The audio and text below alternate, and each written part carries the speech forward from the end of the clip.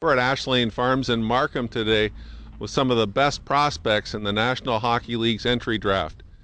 Their common connection? They're all York Region products.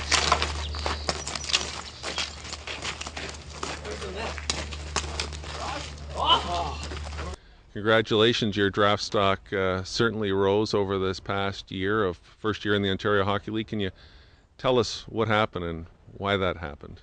I have no idea. No, I was lucky to go to a team where my style of play worked with the systems that the coaches had in place, and also I was very lucky with the situation I was put in with my billets and the school. So I just had to worry about hockey and the training I put in and all of the preparation I did before the season. And one of the big common denominators between a bunch of you guys who will be hopefully drafted this weekend is a man by the name of Paul Titanic from Markham, and thought of fondly. Can you tell us about the number of years that you played for him and what kind of an influence he had on you and the others that are with us here? I played with Mr. Titanic, and I've known him for 12 years now. I played with him for 10. Mr. Titanic was probably the biggest influence besides my parents with my hockey. He taught me so many things about the game, almost everything I know. Just the fact that him being with me for so long, a lot of his values were put on me and the other players. And because of how good of a coach he is, we're all able to succeed just like he did. When you look back on your minor hockey days, what was so special about growing up here? I know you played a lot for Richmond Hill, and just walk us through those early days of Richmond Hill. Well, actually, playing Richmond Hill was a lot of fun because, well, obviously I live in Richmond Hill. I got to play with a lot of the guys that are here today. And it was special because I was a hometown player. A lot of the guys play in different cities and stuff, and I did it at home. And it was really special for me coming right out of Richmond Hill and then moving into the OHL. I know many of you guys here have talked to almost all the teams in the National Hockey League. If you can put it in a nutshell, what's the craziest question, the most bizarre one you've been asked in all these interviews with the NHL officials? Actually, I was doing one yesterday, and one of the questions was, would you rather have a perfectly made poem or a perfectly made gun? And I had really no idea what to answer, so I just picked gun, and then that was it. Any feedback from your answer? No, he just looked at me, and then he kind of looked at me and said, well, I guess that's the right answer, but who knows? I think picking the gun means you're a tougher guy, but who knows? You played in Richmond Hill and Vaughan and the Toronto Canadiens. What's the rivalry been like playing against a lot of these guys through your minor hockey days and now as you come to this golden moment in your careers? Oh yeah, it's kind of funny how we all grew up together. Now that we're all in the same situation, so it doesn't happen very often where a group of guys like this, or like I said, get to be in the same situation together, and go through it together. So it's it's pretty fun for us to be able to share these moments together. Corey, you're carrying the flag here for Tier 2 Junior A hockey. The rest of the players with us today are OHL players. Can you explain your decision to go to Boston University?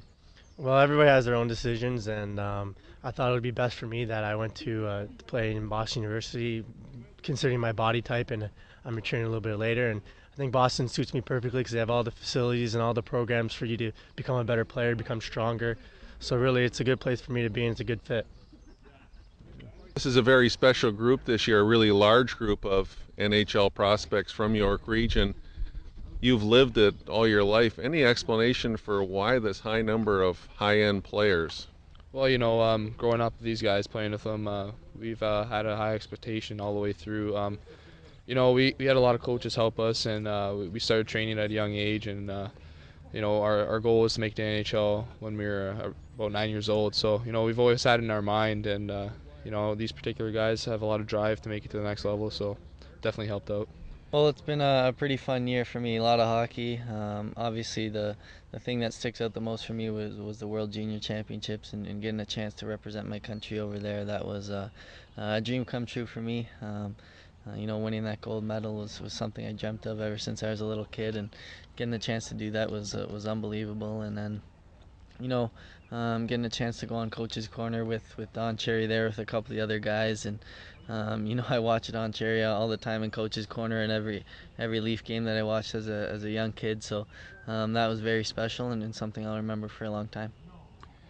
And during the World Juniors, I think it was James Duthie from TSN was talking about seeing you, and I think you were about 3 years old, skating rings around people on ponds in Markham and Unionville. Just take us back to your earliest memories of skating with your parents and early days of playing hockey.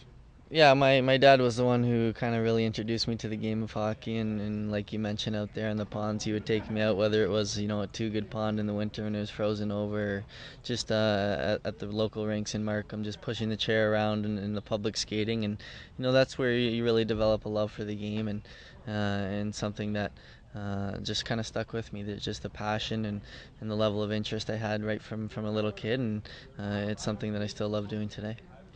Do you ever pinch yourself and look around this group we've got gathered here today and say, you guys are in this small percentile of living the Canadian dream and about to be drafted into the NHL, and look and wonder what led to it and all the hard work?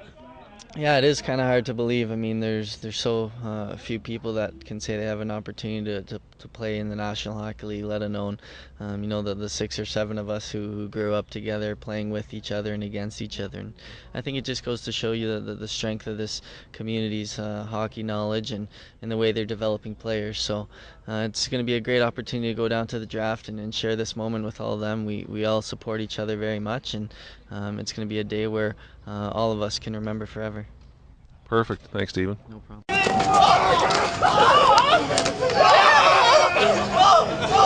Oh!